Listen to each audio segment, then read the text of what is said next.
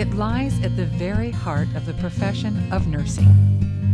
In fact, the American public rated nursing as the field with the highest standards of honesty and ethics in a Gallup survey on various professions. However, longer lifespans, increased dependency on technology, and beginning-of-life issues are posing new ethical dilemmas. Diversity, staff shortages, and new demands for collaboration also challenge caregivers and managers alike. Students are dealing with a lot of ethical, moral issues after they graduate. Do I give this medication? Do I not? Do I approach the doctor? Do I not? Do I tell this patient? Do I not?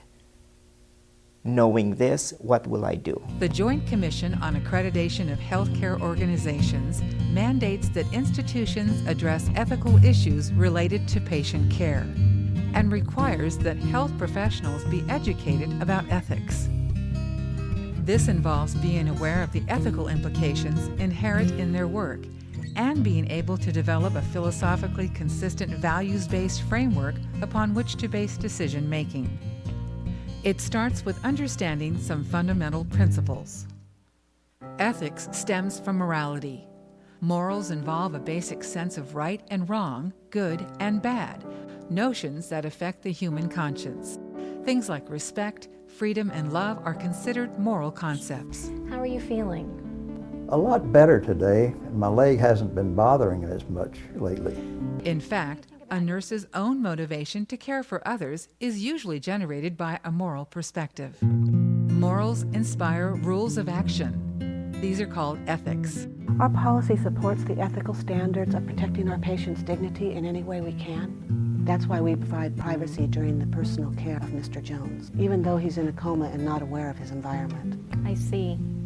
It demonstrates respect for him as a person. Ethics applies to the application of morals, which become the accepted rules and norms and an integral part of nursing. A term that is sometimes used interchangeably with healthcare ethics is bioethics. Bioethics specifically focuses on the moral aspects of healthcare and originally grew out of a concern with life and death issues. We've called this meeting of the Bioethics Committee in response to a nursing request for an ethics consultation on Mr. Ernest Jones. Mr. Jones has no advance directives in place, and the two sons are in strong disagreement about life support.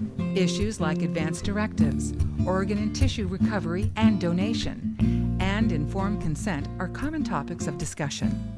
And an ethics committee is very valuable in terms of everybody sitting down and trying to arrive at a solution with a multitude of different perspectives.